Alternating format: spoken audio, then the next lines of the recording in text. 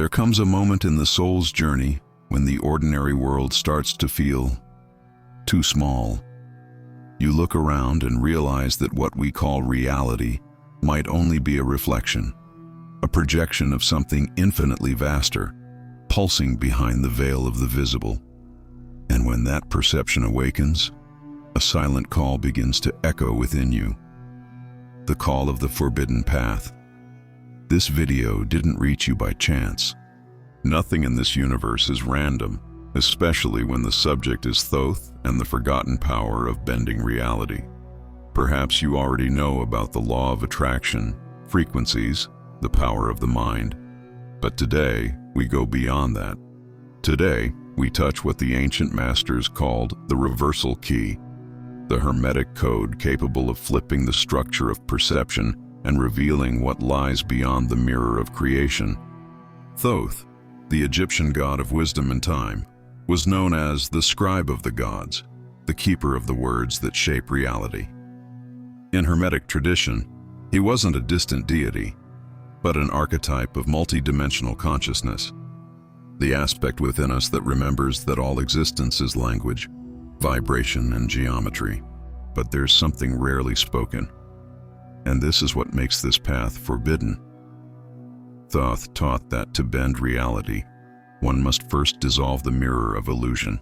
One must reverse the logic of the ego, break the axis of linearity, and understand that the real is merely a state of observation sustained by belief.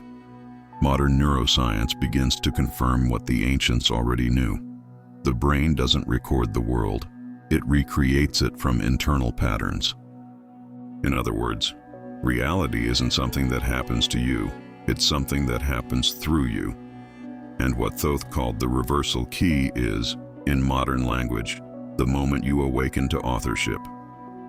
The point where consciousness stops being a witness and becomes the source code of existence itself. If this message resonates with you, it's because an ancient memory is ready to awaken. So take a deep breath and make space for mystery. Today, you won't just hear a story, you'll remember who you are beneath it. In the ancient records, Thoth is described as the one who measured time, mapped the heavens, and gifted humanity with writing. But for the initiates, that was only the surface. Thoth wasn't merely the scribe of the gods, he was the divine mind in motion, the force that translates consciousness into form. Every symbol, every number, every word he inscribed was actually a vibrational formula, a code that anchored frequencies into the fabric of reality. The Egyptians called him Jehuti, the one who balances, the bearer of equilibrium between worlds. And that balance symbolizes something science is only beginning to grasp, the dual nature of the universe. Every particle is also a wave. Every act of observation generates a specific version of reality. To perceive is already to create. Thoth represents this point of convergence. The instant thought becomes matter. In Hermetic tradition, he teaches that the universe isn't a field of fixed things, but an ocean of potentialities vibrating on different frequencies. When the human mind aligns with one of these frequencies, it collapses the wave into form. Exactly what quantum physics calls the observer effect. But here lies the secret that makes reality bending as fascinating as it is dangerous. When one awakens to the power of shaping reality, the ego's first impulse is to control the world. And this is precisely where Thoth warns, he who tries to master the mirror becomes trapped within it. The reversal key isn't about controlling creation, it's about remembering you are creation observing itself. It's a reversal of perspective, a surrender to the cosmic consciousness that pulses within every particle, every atom, every heartbeat. And that is why this channel exists. Every video, every reflection we share here is part of a collective field of expansion. When you like, comment, or subscribe, you're not just supporting a channel, you're anchoring vibration, helping this message reach other awakened souls. The algorithm is only the physical reflection of a spiritual law. Energy flows where attention goes.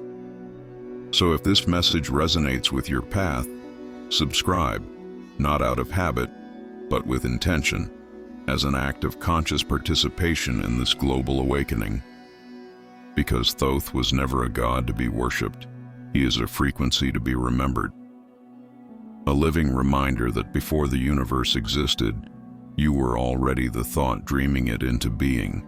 In the Hermetic texts attributed to Thoth, especially the Corpus Hermeticum, there is a passage that says, "That which is above is like that which is below, and that which is within is like that which is without." This phrase, repeated for millennia, is more than a mystical aphorism. It's a map of the holographic reality. It describes what modern science calls fractal consciousness fields, a structure where each part contains the whole, and the whole reflects within each part. The reversal key is the symbolic tool that allows one to cross this mirror. It isn't an object, but a reversed state of perception, where you stop seeing the world as something outside of you and begin to recognize it as a reflection of what vibrates within. It's the point at which human consciousness realizes that the outer world is simply the inner world projected on a larger scale. Quantum physics describes the same principle differently. Everything in the universe is interconnected information within a coherent field. Nothing exists in isolation. The electron vibrating inside you is connected to the electron vibrating in a distant star. The difference is only one of density and focus. The universe is, in essence, a mirror of infinite faces, and every thought, emotion, or belief shifts the angle of that reflection. But what makes reversal forbidden is that it requires looking at the opposite of what we were conditioned to see. We were taught to believe that consciousness is inside the head, that the brain produces thought. Thoth said the opposite. The brain is only the instrument. The mind is the universe perceiving itself through it. True reversal is this: realizing that you are not in a body, but that the body exists within your consciousness. And this single inversion completely changes how reality responds. The mirror of creation isn't something external, but the very quantum field of possibilities bending to the conscious observer. That's why Thoth's key doesn't command, it remembers. It remembers the source that observes. It remembers that every duality, light and shadow, good and evil, above and below, is merely the reflection of a forgotten unity. When you recall this, the mirror dissolves and the forbidden reveals its true meaning. Not a boundary set by the gods, but a boundary set by unconsciousness. The reversal key doesn't open doors, it turns the mirror inward. And when you finally see yourself in all things, mystery becomes recognition. If the universe is a mirror, frequency is the language it speaks back in. Nothing manifests without vibration, and everything that vibrates communicates. The ancient Egyptians called this language Heka, the creative power of the living word. Today, science calls it resonance, but in essence, they describe the same force, the frequency through which consciousness organizes chaos into form. Modern physics explains that at its most fundamental level, matter isn't solid.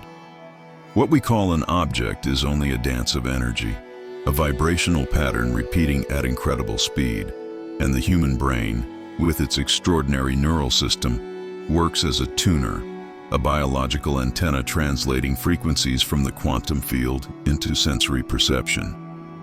That's why you never see the world as it is, but as you vibrate. Every emotion is a frequency. Guilt, fear, and anger are dense, low coherence waves. Love, gratitude, and clarity lift the field, opening access to subtler, more expansive realities. But here's the key. It's not about feeling positive all the time. It's about understanding what your vibration is communicating to the field. Reality doesn't respond to words, but to the vibrational coherence behind them. And Thoth knew this long before Einstein or Planck. In Hermetic texts, he said that Every mind is movement, and every movement is sound. In modern terms, we could say that every consciousness emits a frequency signature, an energetic password that tells the universe what kind of reality it is ready to experience. There is no punishment, no reward, only resonance. You attract what confirms your current vibrational state, not through magic, but through informational harmony. Neuroscience now confirms this principle. Studies show that repeated thoughts create stable electrical circuits, and those circuits generate consistent patterns of perception. What you believe, you literally see. The brain filters billions of stimuli and selects only what matches the frequency of your belief system. That's why two people can live the same event and perceive entirely different universes. Thoth called this the reversal of listening, the moment when the human stops speaking to the universe and starts hearing it vibrate back. When you silence the inner noise, you realize that reality isn't a destination, but a dialogue. And the question that dialogue asks over and over is, what is your frequency right now? Every esoteric tradition speaks of boundaries that must not be crossed before their time. In symbolic language, these boundaries are not punishments, they are laws of harmony. What the ancients called forbidden was never evil, but the imbalance between power and awareness. Bending reality without lucidity is like trying to change the reflection in a mirror without recognizing the face that projects it. It's the path of distortion, when one confuses creation with control. Quantum physics shows that the observer influences the outcome of an experiment, but it also reveals something subtler. The more the observer tries to force a result, the greater the instability of the field. In other words, reality responds to coherence, not to willpower. This is where many stumble. When people realize that thought and emotion shape the world, they attempt to manipulate life's flow as if the universe were a personal wish game. But Thoth warned, "He who seeks power over time loses the rhythm of eternity." The crossing becomes dangerous when the mind tries to command what can only be experienced through surrender. Vibration fragments, and the mirror fractures into multiple conflicting realities, a phenomenon modern psychology calls cognitive dissonance, and Hermeticism would call rupture of the axis. The forbidden crossing is not divine punishment. It is the natural consequence of misalignment between intention and consciousness. When you try to create a reality driven by lack, fear, or comparison, you are telling the field that lack is your current vibrational state, and the universe, that infinitely intelligent mirror, simply reflects that back. The attempt to bend reality without understanding the inner laws of being turns manifestation into confusion, and confusion is the opposite of creation. Thoth said, "The true magician does not bend reality, he bends himself until he remembers to be real." Reversal begins there, in the humility of realizing that reality is not to be conquered but to be recognized. The forbidden path, then, is not about transgression, it's about haste. It's entering the mirror before you've fully seen yourself. So when we speak of quantum reality, we must remember, power lies not in command, but in clarity. The universe does not obey orders. It responds to consciousness, and consciousness only expands in the presence of truth. When the ancient texts spoke of keys, they weren't referring to physical instruments but to codes of consciousness, frequencies that unlock broader modes of perception. Thoth was the bearer of such codes. In the Emerald Tablets, he wrote, "Within you lies the light of the all. Recognize it, and nothing will be hidden from you." It is in this recognition that the Hermetic code of reversal reveals itself. The human mind is not linear. What we call thought is only the surface of a vast, non-local field, a network of information that extends beyond time. Neuroscience is beginning to glimpse this. Mental processes occur even before the rational mind registers them. The brain, in that sense, is more of a decoder than a creator. It translates subtle vibrations into language, imagery, and sensation. That's why Thoth said the mind is multidimensional by nature. It exists simultaneously in different layers of reality, collapsing only the one in focus at a given moment. The Hermetic code of reversal operates when this mind awakens to its own vibrational choice-making. It doesn't change the world outside you. It reconfigures the observer within you. And by doing so, it shifts the line of reality your consciousness inhabits. That's why a change in perception can seem to change the world itself. The scenery is the same, but the informational field is not. Modern physics calls this the principle of superposition. All possibilities coexist until one is chosen through observation. Hermeticism called reversal the act of remembering that the observer can shift positions within the mirror, can choose another perspective, and, therefore, another universe. But there's a difference between the true initiate and the merely curious. The initiate doesn't seek to escape reality. They seek to understand it as part of the whole. They don't flee from shadows. They recognize them as the language of the field itself. It is in that recognition that the code activates. Because reversal is not an escape, but an integration. It's the instant the mind ends the conflict between spiritual and material, and understands them as faces of the same vibrational geometry. Thoth taught that true wisdom is remembering that the universe isn't to be dominated but decoded. And decoding doesn't happen through logic, but through the frequency of understanding. The kind of knowing that doesn't come from thought, but from vibration. It's when knowledge stops being a concept and becomes a state of being. There's a secret that runs through all ages, from Atlantis to the Egyptian temples, from Vedic mantras to modern experiments on sound and frequency. The word creates form. It's not a metaphor, it's physics. Every sound emits vibration, and every vibration organizes space around it. When Thoth taught humans the gift of writing, he wasn't just giving a system of symbols. He was transmitting the principle of materialization through intention. That's why he was called the scribe of the gods, the one who records the invisible into the visible. Today, when we write, speak, or even think, we're manipulating microstructures of energy that respond to the coherence of our field. The word is the mirror that translates consciousness into audible vibration. And that's why the verb is so powerful, because it anchors information into the quantum field.